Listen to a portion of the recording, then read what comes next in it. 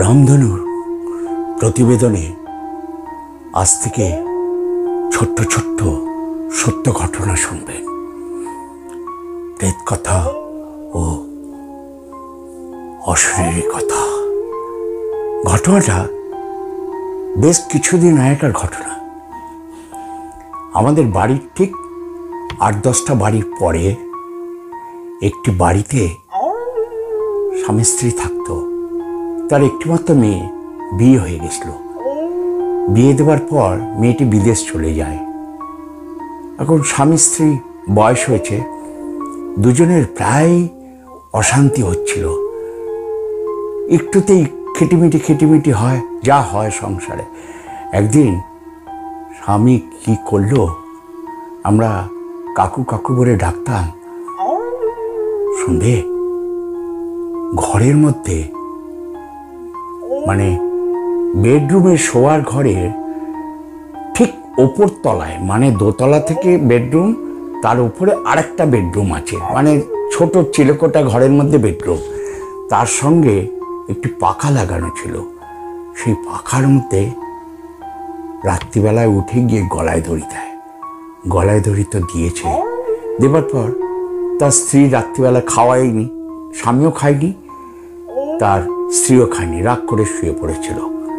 খুব অশান্তি হয়েছিল, রাগ করে শুয়ে পড়েছিল। মাঝরাতে ঘুম ভেঙেছে, স্ত্রী দেখে পাশে স্বামী নেই।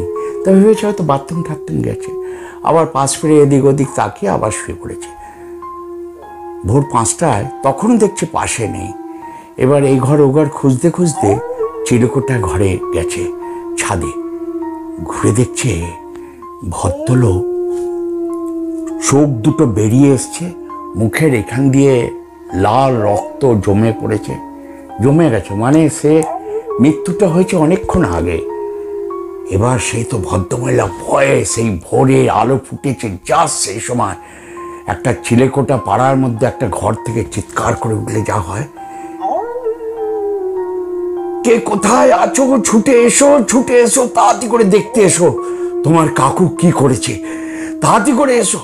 আশেপাশে লোকজন ছুটে এসছে, ভোরে হড়মড় করে এসে নিচের দরজা ধাক্কাচ্ছে, আর উপরে ভদ্রমহিলা হাওয়া উপরে কাঁদছে। তখন ছুটে এসে দরজার খিলটা খুলে দিয়ে ভদ্রমহিলা বলছে, আমি দেখতে পাচ্ছি না, তোমার কাকু আর নেই। ওপরে সবাই গেছে, প্রায় কিছু না 5-6টা বাড়ির লোকজন গেছে। একটা বাড়ির তো হাজব্যান্ড ওয়াইফ দুজনেই গেছে, তারা তাদের বাড়ির পাশে থাকতো। সেই বাড়ির সঙ্গে মাঝে মাঝে সেই ভদ্রলোক চাটা খেত, গল্প করত, আবার পাড়ার অনেকের সঙ্গেই হাসি ঠাট্টা গল্প করত। বয়স 70-72 বছর বয়স। এমন বিবর্ষ বিকৃত চেহারা হয়ে গেছিল।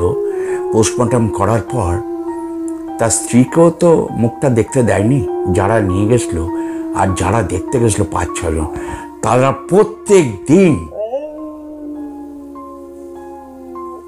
11টা দিন গেছে, 13 দিনের শ্রাদ্ধ। প্রত্যেকটা দিন তারা সেই রূপ বাড়িতে দেখেছে। এসে দরজার কাছে দাঁড়িয়ে আছে, কেউ বিছনার কাছে দাঁড়িয়ে আছে, কেউ এসে তার বাড়িতে, যার বাড়িতে চা খেতে এসেছে, তার বাড়িতে বলছে, বৌদি চা করুন, চা খাবো। এক সত্য ঘটনা শোনার পর গায়ে সেই রাতের শীতের কাঁটা দিয়ে উঠল। কারণ সেদিন ছিল মঙ্গলবার, সারা দিন বৃষ্টি হচ্ছিল। বৃষ্টির মধ্যে স্বামী বলেছিল স্ত্রীকে খিচুড়ি করতে। অশান্তিটা আর কিছু নয়, এই খিচুড়ি, স্ত্রীর সেদিনকে শরীরটা ভালো ছিল না, বলেছিল যা আছে দুজনে ওই খেয়ে নি, দরকার হলে রাতের বেলায় করব। যখন রাত্রিবেলাও খিচুড়ি করেননি, অশান্তিটা চরম পর্যায়ে চলে গেল। ভদ্রমহিলা সিরিয়াল দেখতে দেখতে ভুলেই গেছে সত্যি কথাটা, খিচুড়ি বানাতে হবে। এই হলো সূত্রপাত। কিন্তু ওই কাকুটা তাদের পাশাপাশি প্রত্যেকটা বাড়িতে রোজই দেখা দেয়। আর সেই রকম একটা যখন সেই বিকৃত চেহারা ওই যখন বডিটা নিয়ে এসেছিল, তার স্ত্রীর যে কান্নাটা, সেই কান্নাটা যেন কানে বিজছে আশেপাশের লোকেদের।